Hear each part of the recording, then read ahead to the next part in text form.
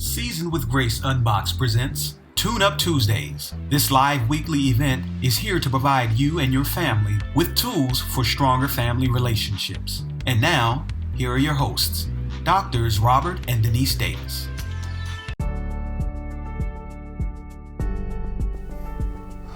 Hello everyone, and welcome back to another episode of Tune Up Tuesdays, presented by Seasoned with Grace Unbox. We hope you're ready to dive into today's subject. This is a very interesting one. It's called emotionally checking out. So let's get started. Denise, can you please recap for us? Okay, so I'll be reading from Murray Bowens, Family Therapy in Clinical Practice, page 436. That's my job. So when any key member of a family can accurately observe what is going on in their family, as well as the part they play in it, when they can control their own emotional reactions, when they can avoid counterattacking when they are provoked, and when they can maintain an active relationship with other key members of their family without withdrawing, emotionally checking out, or becoming silent, the entire system will change in a series of predictable steps. This is the essence of producing change in your family's system. This is the method of coaching one person through the predictable functioning of their family's system and supervising their efforts to modify their own functioning in all other relationships. And I thank you so very much for reading that. I remember when I had to read it last week. If I recall correctly, the week before that, I did a wonderful job, just like you just did a wonderful job. You did a wonderful job. And that, my friends, is Passive Aggressiveness Lesson 101. For the last 2 weeks, we have been talking about staying in active relationships with the key members of our family.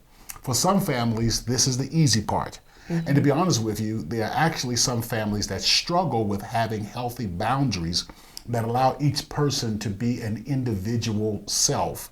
So we're not just talking about being in close proximity, right, or making the requisite call to family members that have a tendency to remain shallow and uneventful. And let me give you a little bit of what I'm talking about. There's an episode of Seinfeld, and I looked it up. It's called Junk Mail.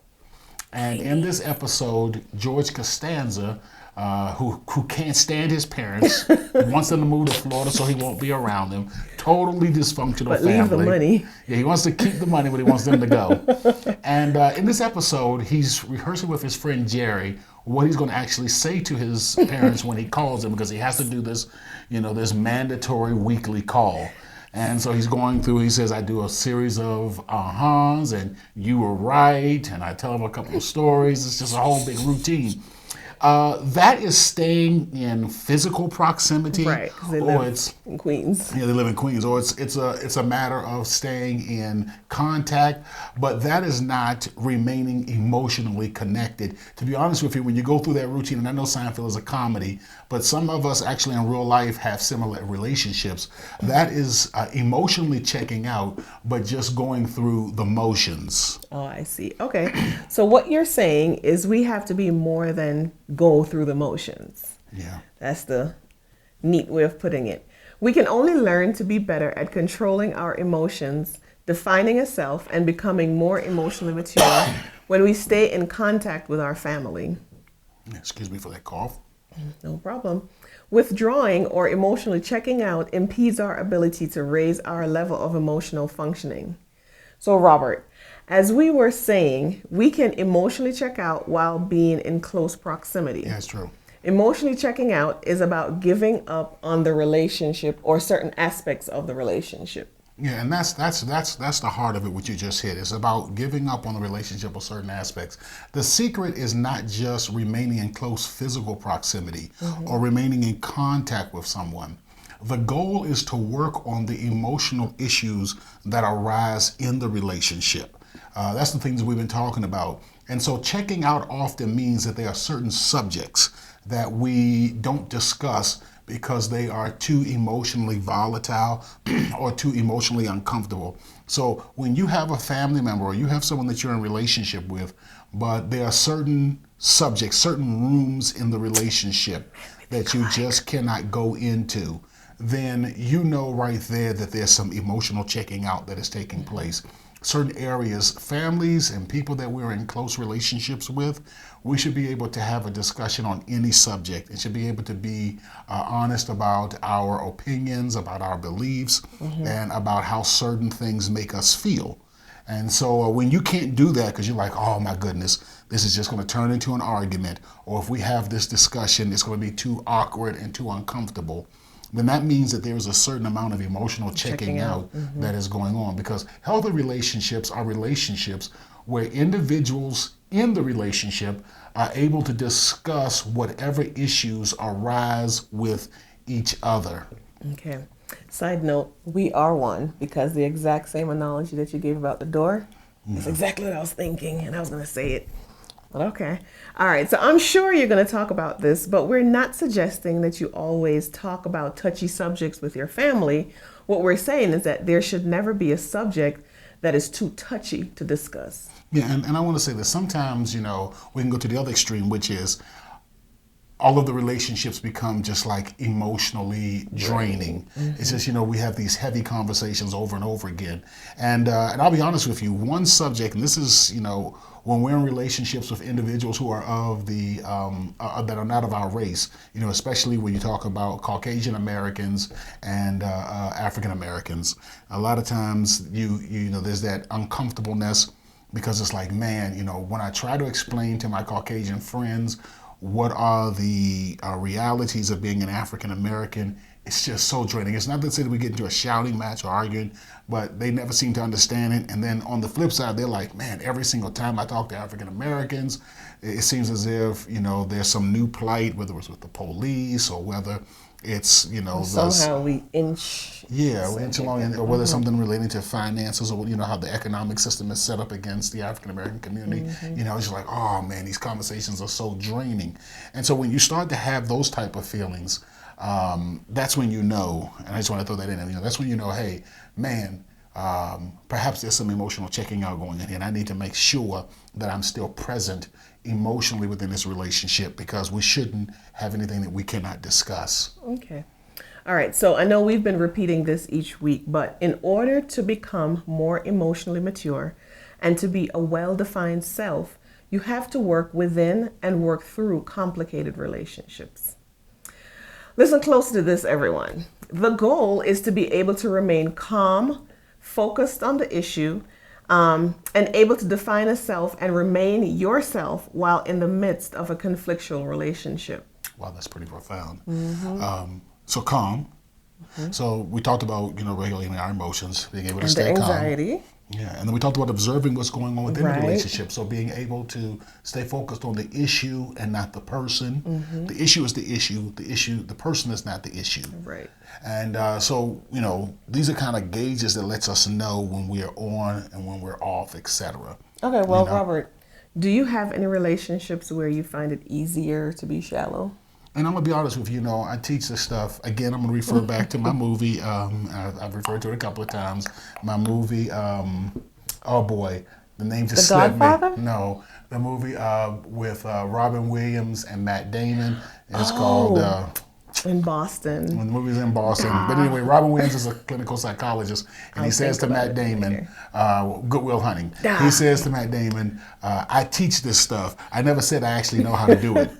And so, sometimes I feel that way even in my own relationships. Man, I teach this stuff. I never say I actually know how to do it, because there are relationships within my own life, and I'm thinking of one very specific one, and I'll just, like you did, I'll give it a fictitious name. I don't have any family members named Kevin, so let's just give the name Kevin. You have a friend named Kevin, though. I have a friend, one. But I'm using a family, so it's not a friend. Okay. This is a real family member, and not a friend. So Kevin, we'll give it that name. I find the relationship to be very emotionally engaging and taxing and draining. So it's easier just to be shallow and to talk about the shallow things. So yes, to answer your question. Okay. All right. So why do you choose to manage these types of relationship by checking out or remaining shallow? And I think the thing is, the word I would use would be just kind of you get gun shy. So it's especially walk on eggshells. You start walking on eggshells, because for me, I perceive and I believe the individual to nitpick various things that I say. And so, I'm very cautious about what I say so that it doesn't devolve into an argument or a disagreement. So, I try to keep it as shallow as possible. And even sometimes the shallow conversations can become somewhat emotionally draining, because you're explaining and re-explaining yourself. Okay, so you talk about the weather and then you get into a debate about climate change. Yeah, and you're just like, man, okay, so next time we'll talk about weather. And it's just a matter of not wanting to deal with it. It's just, and I'll be honest with you, it's not, and as I'm thinking about it now, it's about not having the emotional resources or the emotional skill set to manage those type of relationships. Wow, that just came to me. Why do you stay shallow? Because I don't have the emotional resources, and more specifically, the emotional skill set to be able to deal with these, deal with the complexities of the relationships. I think you have the skill set, actually. I actually think you have the skill set because you can do it with someone who's not family. Exactly. Yeah. But because you're so emotionally attached, so and biological attachment. And I'm glad that you said that.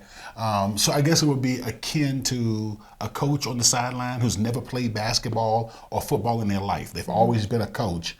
And they're very good coaches. And man, they're phenomenal. And they're like, you need to do this, we're going to run this play, and they know how to really get the team to do it. But if you were to actually put them on the basketball court, one, because they're in their 60s or in their late 50s, they would get plowed over. But then number two, they just don't have the skill set. Some of your greatest boxing trainers have never actually boxed. And so, but they know how to coach people. And sometimes it seems that way when you know how to do certain things, but you know how to teach certain skills, but then when you're actually in the emotionally charged moment, you revert back to, what you've always done, what you've always been taught. Well, let's not be like Robin Williams' character. Let's commit day by day.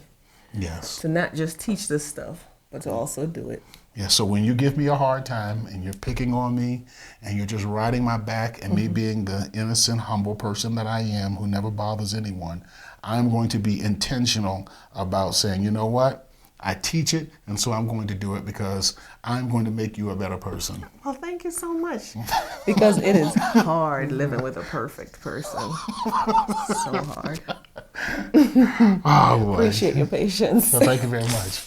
That's what we perfect people do. Okay. Well, Robert, we've come to the end of the show, and it's time for you to give us your homework. All right. So here's the homework. I want you to journal your response to the following questions, kind of shadowing what Denise and I just went through. Do you have family members or relationships outside of the family, relationships that are emotionally taxing? Do you choose to use emotionally checking out as a means of managing the relationship? And what does emotionally checking out accomplish for you in this relationship? So I'm going to read that one more time. I want you to journal your response to the following questions. Do you have family members or relationships that are emotionally taxing? Do you choose to use emotionally checking out as a means of managing the relationship? And what does emotionally checking out accomplish for you in the relationship? Okay. That's our homework. Very nice. I like that homework, actually. So thank you for joining us this week. We will be back here next week at 9 p.m. Eastern Standard Time for Tune-Up Tuesdays, because even the smoothest running family needs a Tune-Up Tuesday. See you next week. See you next week. Thank you for watching Tune-Up Tuesday. You can connect with us on Facebook or check out our website at swg-unboxed.org. That's swg-unboxed.org. Again, thank you for watching, and tune in next Tuesday at 9 p.m. Eastern Standard Time for another insightful episode of Tune-Up Tuesday. Seasoned with Grace Unboxed also provides healthy relationship training and leadership development for businesses, churches, and community organizations. For a free consultation to discuss your team's needs, please contact us at our website at swg-unboxed.org. That's swg-unboxed.org. love-unboxed.org.